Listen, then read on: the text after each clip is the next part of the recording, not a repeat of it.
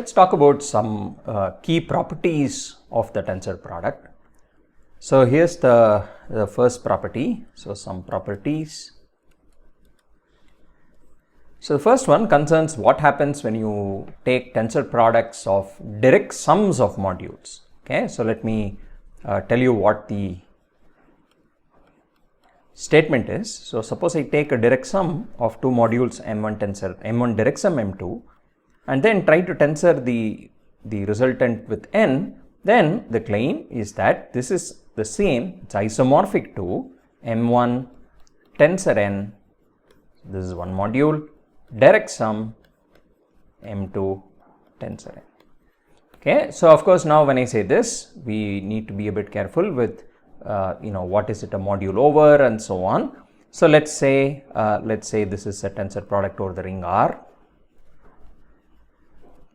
Okay, so what sort of objects should M1 and M2 be? So I should assume M1, M2 are right R modules. Okay, and N is a left R module. So this is the very least I require. Only then can I actually construct this tensor product even. And when I say isomorphism, what do I mean by isomorphism? So observe both left and right hand sides are, well, they are Z modules in general, right, abelian groups, and this is an isomorphism of Z modules. In other words, it's a group homomorphism between these abelian groups. It's an isomorphism of Z modules. So this is the first property, and of course this is sort of only the bare minimum, but recall we sort of said typically if you had not just right or left modules but rather some bimodule structures. So more generally you could also have this statement phrased as follows. So suppose so if M1 M2 are not just right R modules, but let's say there is some ring S for which it's a left module as well as. So it's an SR bimodule. Okay, and N is RT bimodule. So here R, S and T are rings. Then still the same, the both sides, the left hand, right hand sides here, they also become bimodules. In fact, they become ST bimodules. Then the isomorphism that we talk about, then left hand side, so let me write it like this, left hand side is isomorphic to the right hand side as not just Z modules but as ST bimodules. Okay, this is further, so this is an additional thing. If I also had this additional structure, then this isomorphism also respects that additional structure. Okay. So let me just indicate briefly how the proof goes and leave it as an exercise for you to actually carry out the details. So what does one have to do? One has to construct maps from the left hand side to the right hand side and in the opposite direction such that their composition is the identity. Okay. So let's try and construct maps. So how does one do it? So let's see. So let's try to construct a map. So I somehow want a map from M1 direct sum M2 tensor n to some other module, right, to the right hand side. Now whenever you want to construct a map from a tensor product to something, what that really means is you should try and construct a R balanced Z bilinear map from M1 direct sum M2 cross n to the right hand side. Okay, so since I know that I am trying to get a map from the tensor product, I will sort of back up one more step and instead try to construct a map. So instead let's do the following. Let's consider M1 direct sum M2 cross n to the right hand side. Let's try to construct a map F. The right hand side, recall, is M1 tensor n direct sum M2 tensor n. And more or less the definition itself is, so this is M1 comma M2, that's an element here, and from n if I pick an element, so it's like I'm taking a triple of elements M1, M2 and n, and from that I need to somehow construct an element in the right hand side, so there is one obvious choice. I just do M1 tensor n. So by the way, all these tensors are over R, comma M2 tensor n. So recall the direct sum is as a set, it was just the cross product, right? So let me define the map in this way, and then we just need to check the following facts, which I leave for you to check as an exercise. F is Z bilinear,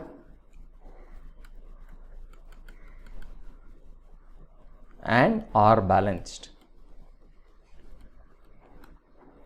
Okay, so check these two properties. Now once you do that, what it implies is by the universal property. So once you do this, then this implies by the universal property of the tensor products, by the universal property of, there exists a unique map F tilde from M1 direct sum M2 tensor n to the right hand side.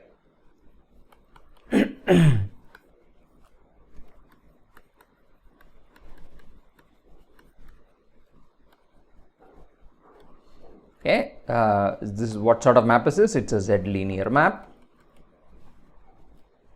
and which does the following, which sends M1 comma M2 tensor n to whatever the map F sends it to, which is M1 tensor n.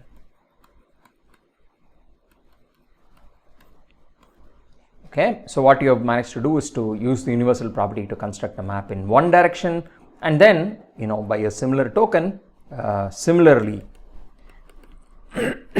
construct a map in the reverse direction.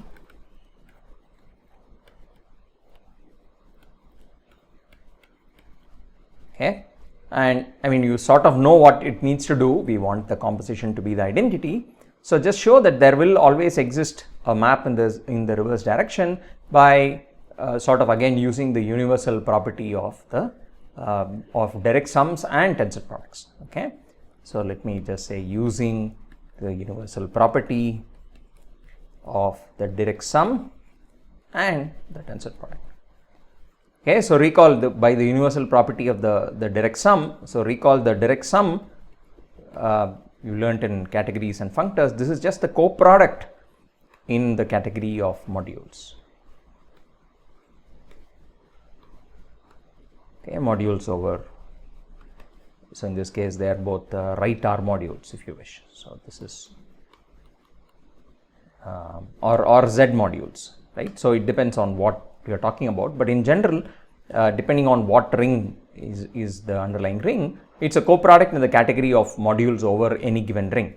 Okay, so co-product of course has this universal property that if you have maps from the two modules some other module, then that map factors uniquely through the co-product.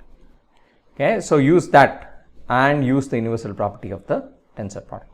Okay, so I'm just going to leave this as an exercise. It's fairly routine. We sort of know what the map needs to be. You know, it's just that you need to show it's well defined is really where the key. So in all these things with tensor products, it's well definedness that one needs to work a little bit for. Okay, good. So so this is the statement here that if I take the direct sum tensor n, it's M1 tensor n direct sum M2 tensor n. Okay, as Z modules or more generally as ST by modules. Okay, let me state property number 2. Again, I am not going to prove this, but leave this as an exercise instead.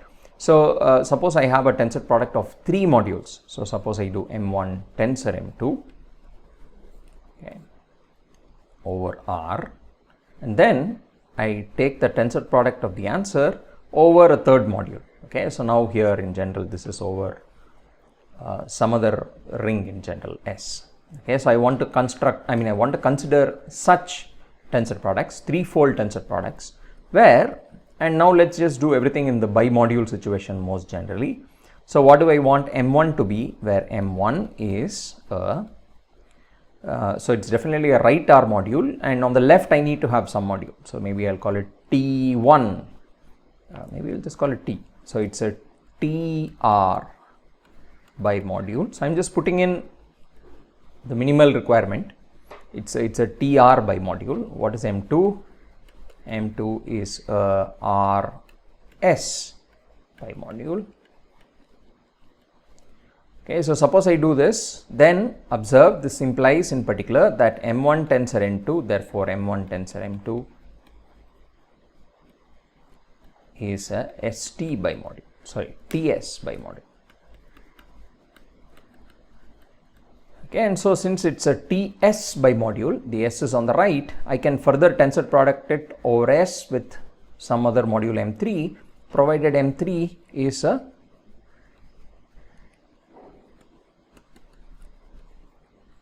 SU by module, let's say.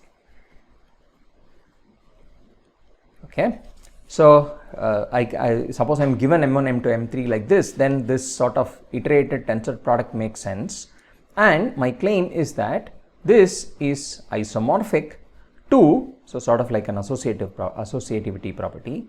I first tensor product M2 and M3 together over S.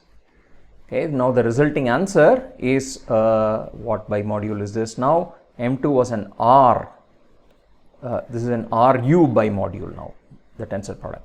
And now I tensor it over R with M1.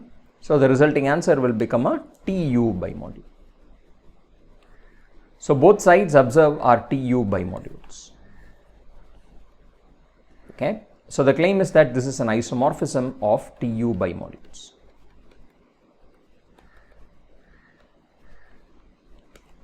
Okay, again I'm not going to prove this. Proof exercise, again it's the map itself is more or less, you know, you'll have to construct the map similarly by trying to construct you know, Z bilinear, R balanced maps and so on. But the idea itself is that you should map this element here to the corresponding element M1 tensor, M2 tensor, M3. So the claim is that this is what the final, this is what the map finally does, the isomorphisms. Okay, but to, you know, again you can't use this as the definition because of well-definedness will become a problem.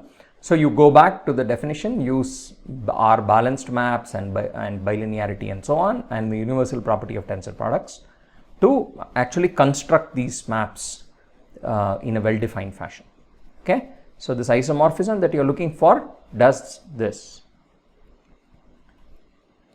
Okay, so proof again, exercise. So you've seen this many times.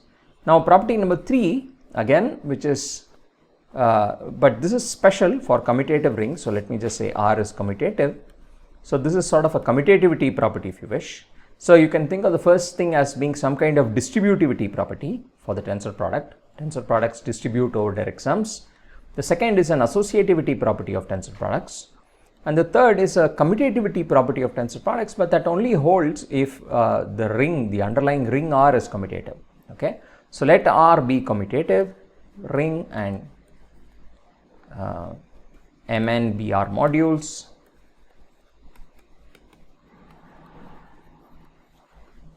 Okay, then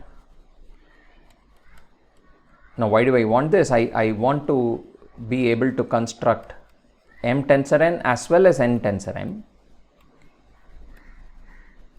Right. So observe, in order to talk about M tensor n in general, I only need M to be a right R module, okay, and N to be a left R module.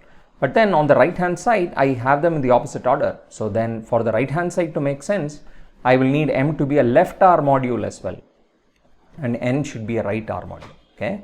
So at the very least, for both left and right hand sides to make sense, I will need both M and N to be RR by modules at least.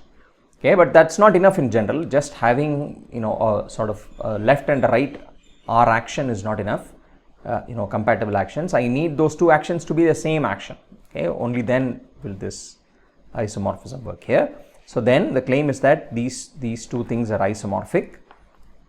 In fact, saying something more, the map, the isomorphism sends the element M tensor n to the element N tensor m, okay, for all M in M and N m. So recall such elements generate the two tensor products. So claim is that these elements M tensor N's are just being mapped to the corresponding elements N tensor N.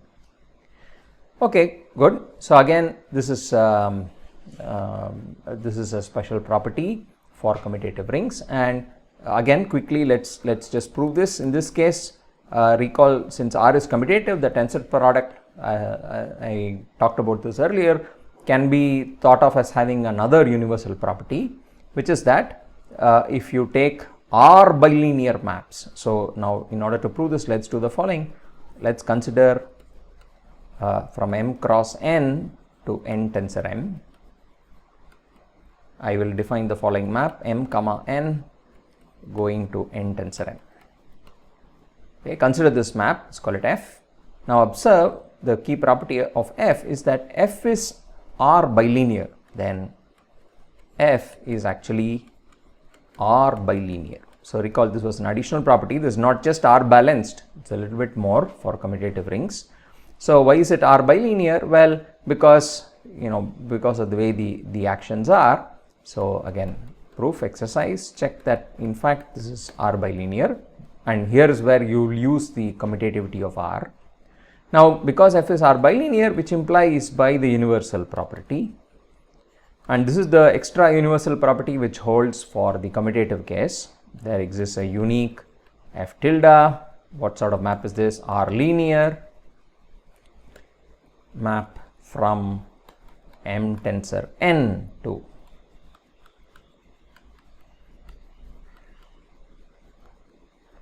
such that it maps M tensor N to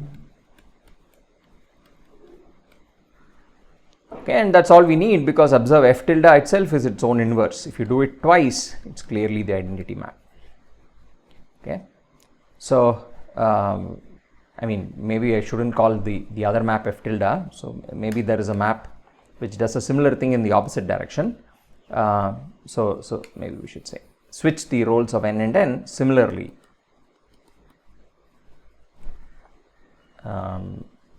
That's really your F tilde inverse. So there exists G tilde from N tensor M to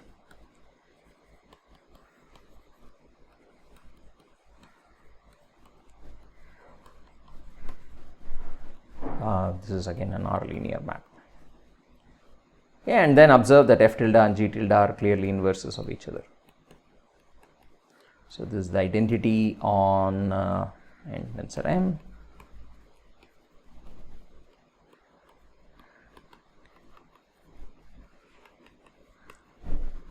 Okay, so what this says is that there is sort of a commutativity property as well. Okay, so these are the three important properties in some sense for the tensor product functor that we have constructed.